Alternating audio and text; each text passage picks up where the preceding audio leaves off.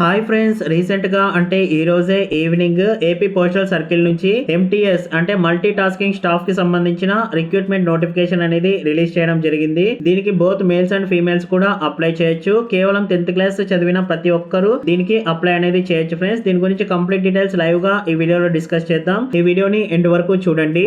ఈ వీడియో చూసిన తర్వాత ఈ వీడియో మీకు నచ్చినట్లయితే కింద లైక్ చేసి పక్కనే ఉండే షేర్ బటన్ ద్వారా మీ ఫ్రెండ్స్ అండ్ ఫ్యామిలీ మెంబర్స్ కి షేర్ చేయండి. ఇటువంటి లేటెస్ట్ అప్డేట్స్ అందరికంటే ముందుగా మీ మొబైల్ నోటిఫికేషన్ ద్వారా తెలుసుకోవాలి అనుకుంటే కింద రెడ్ కలర్ లో కనిపించే సబ్స్క్రైబ్ బటన్ ని క్లిక్ చేసి పక్కనే ఉండే బెల్ ఐకాన్ ని యాక్టివేట్ చేసుకోండి.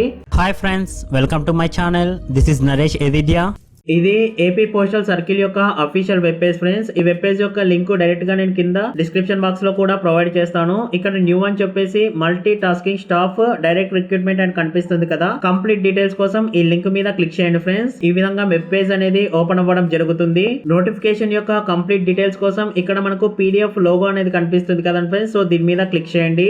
ఇది 31/1/2019 అంటే ఈ రోజే ఈవినింగ్ ఈ నోటిఫికేషన్ అనేది అఫీషియల్ వెబ్సైట్ లో రిలీజ్ చేయడం జరిగింది ఫ్రెండ్స్. ఇది మల్టీ టాస్కింగ్ స్టాఫ్ కి సంబంధించిన ఉద్యోగాలు అన్నమాట. మంత్లీ స్కేల్ పే చూసుకున్నట్లయితే 18,000 వరకు ఉంటుంది. ప్లస్ అదర్ అలవెన్సెస్ కూడా వీళ్ళు ప్రొవైడ్ చేయడం జరుగుతుంది. సర్కిల్ అండ్ అడ్మినిస్ట్రేటివ్ ఆఫీసెస్ దాని కింద వేకెన్సీస్ చూసుకున్నట్లయితే పర్టికులర్స్ ఆఫ్ ఆఫీసెస్, ఇక్కడ నంబర్ ఆఫ్ వేకెన్సీస్, ఇక్కడ పీడబ్ల్యూడి క్యాండిడేట్స్ కి ఎక్స్ సర్వీస్ మెన్ కి ఎన్నెన్ని వేకెన్సీస్ రిలీజ్ చేశారు అని మెన్షన్ చేయడం జరిగింది. ఇక్కడ circle office and regional office చూసుకున్నట్లయితే ఫర్ ఎగ్జాంపుల్ అన్రిజర్వ్డ్ కింద 3, ఎస్సీకి ఎటువంటి పోస్టు రిలీజ్ చేయలేదు, ఎస్టీకి 1, ఓబీసీకి 2, టోటల్ 6 వేకెన్సీస్ అనేది దీనికి సంబంధించి రిలీజ్ చేయడం జరిగింది ఫ్రెండ్స్. అలానే పిహెచ్డి గుంటకల్ చూసుకున్నట్లయితే అన్రిజర్వ్డ్ కింద 2, అలానే ఓబీసీ కింద 1, టోటల్ 3 వేకెన్సీస్ అనేది రిలీజ్ చేయడం జరిగింది. సో ఈ విధంగా విజయవాడకు టోటల్ గా 3 వేకెన్సీస్, రాజమండ్రికి 1 వేకెన్సీ, ఇక్కడ టోటల్ అన్రిజర్వ్డ్ కి 8 వేకెన్సీస్, ఎస్సీకి 1, ఎస్టీకి 1,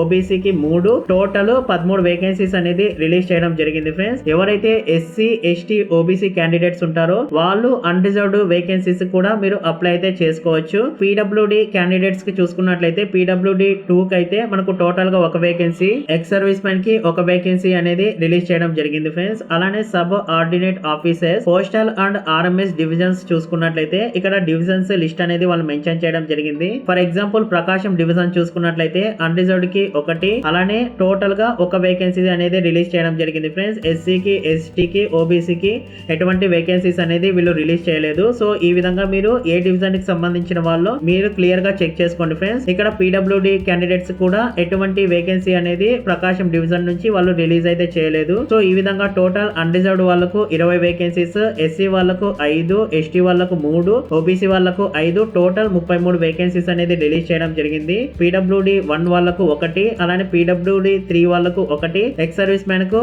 4 వేకెన్సీస్ అనేది రిలీజ్ చేయడం జరిగింది ఫ్రెండ్స్. సో మీకు ఏవైనా అబ్రివేషన్స్ అర్థం కాకుంటే ఇక్కడ లిస్ట్ అనేది వాళ్ళు క్లియర్ గా మెన్షన్ చేయడం జరిగింది. మనకు వేకెన్సీ టేబుల్ లో పీడబ్ల్యూడి 1, 2, 3, 4, 5 అని మెన్షన్ చేశారు కదా. దాని గురించి కంప్లీట్ డీటెయిల్స్ ఇక్కడ మెన్షన్ చేయడం జరిగింది ఫ్రెండ్స్. పీడబ్ల్యూడి క్యాండిడేట్స్ ఎవరైతే ఉంటారో ఒకసారి ఈ డీటెయిల్స్ అన్ని మీరు క్లియర్ గా చదువుకోండి. ఏజ్ లిమిట్ చూసుకున్నట్లయితే మినిమం 18 ఇయర్స్ నుంచి మాక్సిమం 25 ఇయర్స్ అనేది ఉండాలి. ఇది కేవలం అన్రిజర్వ్డ్ క్యాండిడేట్స్ కి మాత్రమే. ఎవరైతే ఎస్సీ, ఎస్టీ క్యాండిడేట్స్ ఉంటారో వాళ్ళకు 5 ఇయర్స్ ఏజ్ రిలాక్సేషన్ అనేది ఉంటుంది. ఓబీసీ వాళ్ళకు 3 ఇయర్స్. ఎవరైతే పీడబ్ల్యూడి క్యాండిడేట్స్ ఉంటారో పీడబ్ల్యూడి ప్లస్ అన్రిజర్వ్డ్ అయితే 10 ఇయర్స్ వరకు, అలానే పీడబ్ల్యూడి ప్లస్ ఎస్సీ, ఎస్టీ వాళ్ళైతే 15 ఇయర్స్ వరకు, పీడబ్ల్యూడి ప్లస్ ఓబీసీ వాళ్ళైతే 13 ఇయర్స్ వరకు ఏజ్ రిలాక్సేషన్ అనేది ఉంటుంది. ఎక్స్ సర్వీస్ మెన్ కు 3 ఇయర్స్ ఏజ్ రిలాక్సేషన్ అనేది ఉంటుంది ఫ్రెండ్స్. ఎవరైతే government employee more than 3 years service లో ఉన్నట్లయితే, ఇప్పటికీ సర్వీస్ లో ఉంటే అన్రిజర్వ్డ్ వాళ్ళైతే 35 ఇయర్స్ వరకు అప్లై అయితే చేసుకోవచ్చు. ఎస్సీ, ఎస్టీ వాళ్ళు 40 ఇయర్స్ వరకు, ఓబీసీ వాళ్ళు 38 ఇయర్స్ వరకు ఈ జాబ్స్ కి అప్లై అయితే చేసుకోవచ్చు ఫ్రెండ్స్. ఎవరైతే అన్రిజర్వ్డ్ వేకెన్సీస్ కి అప్లై చేస్తారో వాళ్లకు ఎస్సీ, ఎస్టీ, ఓబీసీ రిజర్వేషన్ అనేది వర్తించదు అని ఇక్కడ క్లియర్ గా మెన్షన్ చేయడం జరిగింది. అంటే ఆ కేటగిరీలో ఉండే రిజర్వేషన్ ప్రకారం ఏజ్ రిలాక్సేషన్ అనేది వాళ్లకు వర్తించదన్నమాట. ఈ ఏజ్ లిమిట్ 28/2/2019 నాటికి వీళ్ళు కన్సిడర్ చేయడం జరుగుతుంది. ఎడ్యుకేషనల్ క్వాలిఫికేషన్ చూసుకున్నట్లయితే మాట్రికులేషన్ లేదా ఐటీఐ ఉంటే సరిపోతుంది ఫ్రెండ్స్. అది కూడా గుర్తింపు పొందబడిన బోర్డు నుంచి ఆ సర్టిఫికేట్స్ అనేది ఉండాలన్నమాట.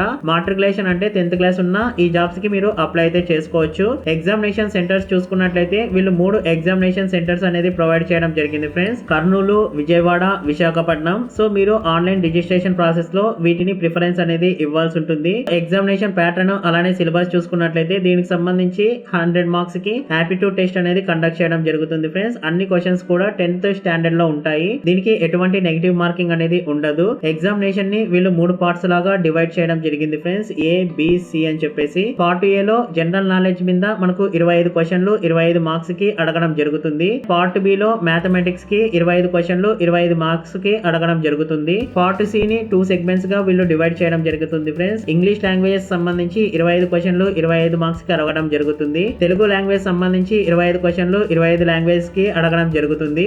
సో అన్ని క్వశ్చన్స్ కూడా మల్టిపుల్ చాయిస్ క్వశ్చన్స్ మాత్రమే ఉంటాయి ఫ్రెండ్స్. ఎగ్జామినేషన్ డ్యూరేషన్ మనము 100 క్వశ్చన్స్ 120 మినిట్స్ లో కంప్లీట్ చేయాల్సి ఉంటుంది. క్వాలిఫైయింగ్ మార్క్స్ చూసుకున్నట్లయితే both part a and part b each part లో అన్రిజర్వ్డ్ వాళ్ళైతే 10 మార్క్స్, అలానే SC ST వాళ్ళైతే 8 మార్క్స్, OBC వాళ్ళైతే 9 మార్క్స్ అనేది తెచ్చుకోవాల్సి ఉంటుంది. పార్ట్ సి లో 2 సెగ్మెంట్స్ అంటే ఈచ్ సెగ్మెంట్ లో అన్రిజర్వ్డ్ వాళ్ళు 10 మార్క్స్, SC ST వాళ్ళు 8 మార్క్స్, అలానే OBC వాళ్ళు 9 మార్క్స్ అనేది తెచ్చుకోవాల్సి ఉంటుంది. సో ఈ విధంగా ఓవరాల్ గా అన్రిజర్వ్డ్ వాళ్ళు 100 కి 40 మార్క్స్ అంటే ఇవి మినిమం క్వాలిఫికేషన్ మార్క్స్ ఫ్రెండ్స్. దీనికంటే మెరిట్ అనేది మీరు తెచ్చుకోవాల్సి ఉంటుంది. SC ST వాళ్ళకు 33 మార్క్స్, OBC వాళ్ళు 37 మార్క్స్ అనేది తెచ్చుకోవాల్సి ఉంటుంది. అప్లికేషన్ ఫీ 100 రూపీస్, అలానే ఎగ్జామినేషన్ ఫీ 400 రూపీస్, ఓవరాల్ గా 500 రూపీస్ అనేది పే చేయాల్సి ఉంటుంది. ఎవరైతే SC ST PWD women candidates ఉంటారో వాళ్ళు కేవలం అప్లికేషన్ ఫీ మాత్రమే పే చేయాల్సి ఉంటుంది ఫ్రెండ్స్. వాళ్ళు ఎగ్జామినేషన్ ఫీ అనేది పే చేయాల్సిన అవసరం లేదు. సో ఇది క్లియర్ గా వినండి friends. Only male candidates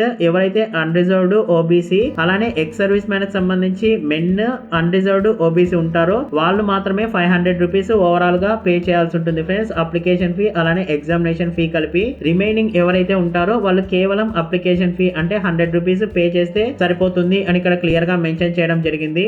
apply process చూసుకున్నట్లయితే ఇది మనకు 3 స్టెప్స్ అనేది ఉంటుంది ఫ్రెండ్స్. ఫస్ట్ స్టెప్ చూసుకున్నట్లయితే మన బేసిక్ డీటెయిల్స్ అయిన name, date of birth, community, gender, educational qualification, mobile number అలానే ఈమెయిల్ ఐడి అనేది మనం ఫస్ట్ స్టెప్ లో ఇవ్వాల్సి ఉంటుంది. ఇవన్నీ 10th క్లాస్ మెమోలో ఏ విధంగా ఉంటే ఆ విధంగానే ఇవ్వాల్సి ఉంటుంది ఫ్రెండ్స్. దాని తర్వాత మీకు యూనిక్ రిజిస్ట్రేషన్ ఐడి అనేది వాళ్ళు మీ మొబైల్ నంబర్ కి అలానే ఈమెయిల్ ఐడికి సెండ్ చేయడం జరుగుతుంది. ఫర్దర్ ప్రాసెస్ అంతా ఈ రిజిస్ట్రేషన్ నంబరు అలానే డేట్ ఆఫ్ బర్త్ ద్వారా మీరు లాగిన్ అయ్యి మీరు అప్లికేషన్ ప్రాసెస్ అనేది కంప్లీట్ చేయాల్సి ఉంటుంది ఫ్రెండ్స్. సెకండ్ స్టెప్ చూసుకున్నట్లయితే మీరు లాగిన్ అయిన వెంటనే ఫర్దర్ గా మీకు పేమెంట్ చలాన్ స్లిప్ అనేది చూపించడం జరుగుతుంది ఫ్రెండ్స్. దాన్ని ప్రింట్అవుట్ తీసుకొని మీరు departmental post office in Andhra Pradesh state అంటే ఆంధ్రప్రదేశ్ స్టేట్ లో ఎనీ డిపార్ట్మెంటల్ పోస్ట్ ఆఫీస్ లో ఆ పేమెంట్ అనేది మీరు అక్కడ కంప్లీట్ చేయొచ్చు అనమాట. మీ పేమెంట్ కంప్లీట్ అయిపోయిన తర్వాత వాళ్ళు ఈ రిసిప్ట్ అనేది ప్రొవైడ్ చేయడం జరుగుతుంది. ఆ ఈ పేమెంట్ రిసిప్ట్ లో మీ రిజిస్ట్రేషన్ నంబరు అలానే మీకు వచ్చిన అప్లికేషన్ లో రిజిస్ట్రేషన్ నంబరు సేమ్ గా ఉన్నాయా లేదా అని మీరు చెక్ చేసుకోవాల్సి ఉంటుంది ఫ్రెండ్స్. దాని తర్వాత మీరు 72 అవర్స్ అనేది వెయిట్ చేయాల్సి ఉంటుంది. తర్వాత మీ మొబైల్ నంబర్ కి SMS అనేది వాళ్ళు సెండ్ చేయడం జరుగుతుంది ఫ్రెండ్స్. పేమెంట్ కన్ఫర్మేషన్ అయిపోయిన తర్వాత దాని తర్వాత మీరు ఫైనల్ స్టెప్ అనేది కంప్లీట్ చేయాల్సి ఉంటుంది. అంటే మీరు ఫర్దర్ గా ఆ వెబ్సైట్ లో మీ రిజిస్ట్రేషన్ నంబరు అలానే డేట్ ఆఫ్ బర్త్ లాగిన్ అయిపోయి రిమైనింగ్ ఏవైతే ప్రిఫరెన్స్ ఆఫ్ డివిజన్స్ అలానే examination centre preference certificate, SSC educational qualification details అలానే ఒక ఫోటో, అంతేకాకుండా సిగ్నేచర్ కూడా అప్లోడ్ చేయాల్సి ఉంటుంది ఫ్రెండ్స్. పాస్పోర్ట్ సైజ్ ఫోటో మనకు లెస్ దాన్ 50 KB అనేది ఉండాలి. ఇది JPG లేదా JPEG ఫార్మాట్ లో ఉండాలి. అలానే సిగ్నేచర్ 20 KB కంటే తక్కువగా ఉండాలి. ఇది కూడా JPG లేదా JPEG ఫార్మాట్ లో మీరు అప్లోడ్ చేయాల్సి ఉంటుంది ఫ్రెండ్స్. ఇంపార్టెంట్ డేట్స్ చూసుకున్నట్లయితే రిజిస్ట్రేషన్ మనకు 31/1/2019 అంటే ఈ రోజు ఈవినింగ్ నుంచే మనకు రిజిస్ట్రేషన్ అనేది స్టార్ట్ అయింది. ఇది మనకు 28/2/2019 నైట్ 11:59 PM కి ఇది క్లోజ్ అనేది అవుతుంది ఫ్రెండ్స్. ఇది కేవలం రిజిస్ట్రేషన్ కి సంబంధించింది మాత్రమే. అందుకనే మీరు ముందుగా అంటే 28/2/2019 నైట్ 11:59 PM కంటే ముందు మీరు రిజిస్ట్రేషన్ అనేది కంప్లీట్ చేయండి friends. Last date of payment fee చూసుకున్నట్లయితే 5/3/2019 వరకు మీరు పోస్ట్ ఆఫీస్ లో పేమెంట్ అనేది చేయొచ్చు. ఫైనల్ సబ్మిషన్ చూసుకున్నట్లయితే 8/3/2019 వరకు మీరు ఫైనల్ సబ్మిషన్ అనేది చేయొచ్చు ఫ్రెండ్స్. సెలక్షన్ ప్రొసీజర్ చూసుకున్నట్లయితే మీరు రాసే ఆప్టిట్యూడ్ టెస్ట్ లో మీకు వచ్చిన మార్క్స్ బేస్ చేసుకొని మీరు ఇచ్చిన డివిజన్ ప్రిఫరెన్స్ ఆర్డర్ ని బట్టి మీకు పోస్ట్ అనేది వాళ్ళు అలాట్ చేయడం జరుగుతుంది అని ఇక్కడ క్లియర్ గా మెన్షన్ చేయడం జరిగింది ఫ్రెండ్స్. హాల్ టికెట్లు వాళ్ళు అఫీషియల్ వెబ్సైట్ లో ఫర్దర్ గా వాళ్ళు మెన్షన్ చేయడం జరుగుతుంది లింక్ ద్వారా. మీరు ఎగ్జామినేషన్ సెంటర్ కు వెళ్ళడానికి ఎటువంటి TA కానీ DA కానీ ప్రొవైడ్ చేయము అని ఇక్కడ క్లియర్ గా మెన్షన్ చేయడం జరిగింది ఫ్రెండ్స్. ఇది ఫ్రెండ్స్ ఏపీ పోస్టల్ సర్కిల్ నుంచి MTS జాబ్స్ కి సంబంధించిన కంప్లీట్ డీటెయిల్స్ మీకు మీకు చెప్పాను అనుకుంటున్నాను. ఎవరైతే 10th క్లాస్ కంప్లీట్ చేసింటారో మీ ఫ్రెండ్స్ అండ్ ఫ్యామిలీ మెంబర్స్ ఖచ్చితంగా వాళ్ళందరికీ ఈ వీడియో అనేది షేర్ చేయండి ఫ్రెండ్స్. ఈ వీడియో మీకు నచ్చినట్లయితే కింద లైక్ చేసి పక్కనే ఉండే షేర్ బటన్ ద్వారా మీ ఫ్రెండ్స్ అండ్ ఫ్యామిలీ మెంబర్స్ కి షేర్ చేయండి. కింద రెడ్ కలర్ లో కనిపించే సబ్స్క్రైబ్ బటన్ ని క్లిక్ చేసి పక్కనే ఉండే బెల్ ఐకాన్ ని యాక్టివేట్ చేసుకోండి. Thanks for watching.